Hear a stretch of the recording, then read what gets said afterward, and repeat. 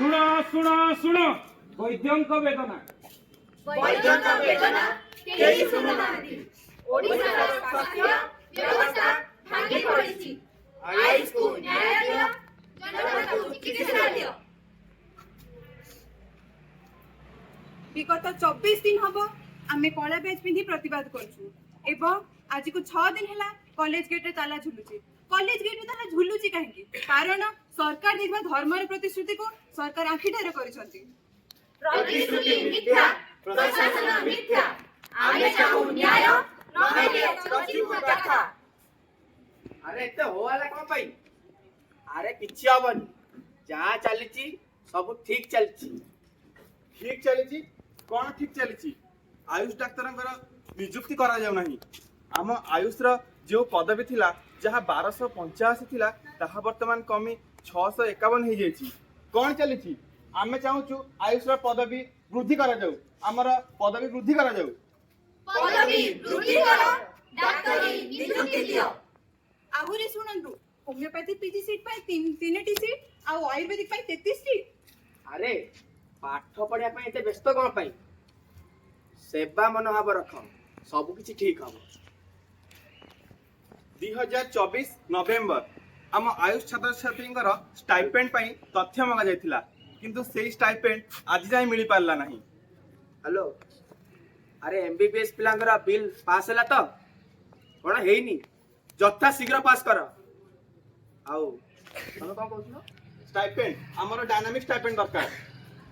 আরে ପିଲାମାନେ ପଇସା ପଛରେ ଗୋଡାଅ ନାହିଁ, ସେବା ମନୋବୃତ୍ତି ରଖିଲେ ସବୁ କିଛି ହାସଲ ପାଇବ। ଦୁଃଖର ବିଷୟ ଏହା କି ଯେଉଁ ମାନ୍ୟବର ସ୍ୱାସ୍ଥ୍ୟମନ୍ତ୍ରୀ ବିଗତ ଷ୍ଟ୍ରାଇକ୍ରେ ଆମ ସହିତ ରହି ଆମର ଦାବିପତ୍ରକୁ ମୁଖ୍ୟମନ୍ତ୍ରୀଙ୍କ ପାଖରେ ପହଞ୍ଚାଇଥିଲେ, ବର୍ତ୍ତମାନ ସରକାର ବଦଳିବା ପରେ ସେ ବି ଏଣ୍ଡୁଅ ପରି ନିଜର ରଙ୍ଗ ବଦଳାଇ ଦେଇଛନ୍ତି। ସରକାର ବଦଳିବା ସହିତ ମାନ୍ୟବର ସ୍ୱାସ୍ଥ୍ୟମନ୍ତ୍ରୀ ମଧ୍ୟ ବଦଳି ଯାଇଛନ୍ତି। ଷ୍ଟାଇପେଣ୍ଡ କାହିଁକି ବଢୁନି? ଆମ ଶ୍ରମର ମୂଲ୍ୟ କାହିଁକି ମିଳୁନି?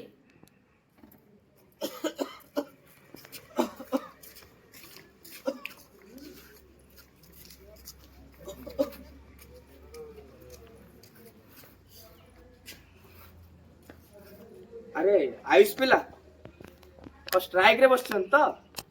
আরে বসিয়া দিও, কেতে দিন বা বসিবে? বসি বসি সেমানে ବି বেহস ହେଇଯିବେ। ଛାଡ଼ ଛାଡ଼ କିଛି ନାହିଁ। ଆରେ ଆରେ ହଉ ସାର୍, ନମସ୍କାର ନମସ୍କାର। ମୁଁ କହୁଥିଲି ମତେ ଆୟୁଷ ଡାକ୍ତରୀ ଚିକିତ୍ସା ଦରକାର। ଆରେ ମୁଁ ଗରିବ ଲୋକ, କୋଉଠି ଏତେ ପଇସା ପାଇବି? ତମମାନେ ଆୟୁଷକୁ ନା ଗୋଟେ ନିରାମୟ ଯୋଜନାରେ ସାମିଲ କରୁଛ ନା ଗୋପବନ୍ଧୁ ଯୋଜନା। ଆରେ ତମେ ଟିକେ ଆୟୁଷର ପ୍ରଚାର ପ୍ରସାର କରୁନ। ଆରେ ଶୁଣ ମଉସା, ଆରେ ସବୁ କିଛି ଠିକ ହେଇ ସାରିଲାଣି, ଆଉ କିଛି ସମୟ ଭିତରେ ସବୁ କିଛି ଠିକ ହେଇଯିବ ନା। ଶୁଣନ୍ତୁ ସାର୍, ଆମେ ଚାହୁଁଛୁ ଆୟୁଷ ମହାବିଦ୍ୟାଳୟ ଗୁଡ଼ିକରେ ଗଭର୍ଣ୍ଣିଂ ବଡିର ପୁନର୍ଗଠନ କରାଯାଉ ଏବଂ ରାଷ୍ଟ୍ର ଆୟୁଷର ନିୟମାବଳୀ ଅନୁସାରେ ସମସ୍ତ ନିୟମ ସମସ୍ତ ଆୟୁଷ କଲେଜରେ ପାଳନ କରାଯାଉ। ଆଉ ଏଇ ସବୁ ଅସୁବିଧା ଦୂର କରିବା ପାଇଁ ଆମେ ଚାହୁଁଛୁ ଆମ ଓଡ଼ିଶାରେ ଏକ ସ୍ୱତନ୍ତ୍ର ଆୟୁଷ ବିଭାଗ ଗଠନ କରାଯାଉ।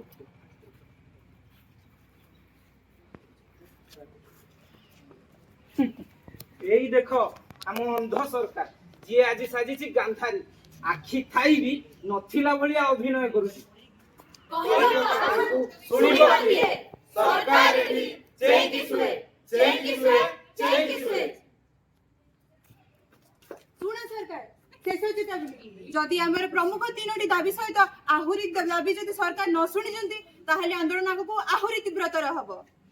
ଆମର ଦାବି ପୂରଣ କର, ନହେଲେ ଆନ୍ଦୋଳନ ହେବ ତୀବ୍ରତର, ତୀବ୍ରତର, ତୀବ୍ରତର। ଆମ ଦାବି ନ୍ୟାଯ୍ୟ ଦାବି ସରକାର ତୁମେ ମାନିନିଅ, ମାନିନିଅ, ମାନିନିଅ, ଆମ ଦାବି ନ୍ୟାଯ୍ୟ ଦାବି ସରକାର ତୁମେ ମାନିନିଅ, ମାନିନିଅ, ମାନିନିଅ, ଆମ ଦାବି ନ୍ୟାଯ୍ୟ ଦାବି ସରକାର ତୁମେ ମାନିନିଅ, ମାନିନିଅ, ମାନିନିଅ। We want Justice! we want Justice! we want Justice! justice for Ayush! justice for Ayush! justice for Ayush! ଆମର ଦାବି ପୂରଣ ହେବ, ନହେଲେ ରାସ୍ତାରେ ନ୍ୟାୟ ଚଳିବ। ନ୍ୟାୟ ଚଳିବ, ନ୍ୟାୟ ଚଳିବ, ଆମର ଦାବି ପୂରଣ ହେବ, ନହେଲେ ରାସ୍ତାରେ ନ୍ୟାୟ ଚଳିବ। ନ୍ୟାୟ ଚଳିବ, ନ୍ୟାୟ ଚଳିବ, ଆମର ଦାବି ପୂରଣ ହେବ, ନହେଲେ ରାସ୍ତାରେ ନ୍ୟାୟ ଚଳିବ। ନ୍ୟାୟ ଚଳିବ, ନ୍ୟାୟ ଚଳିବ। We want Justice!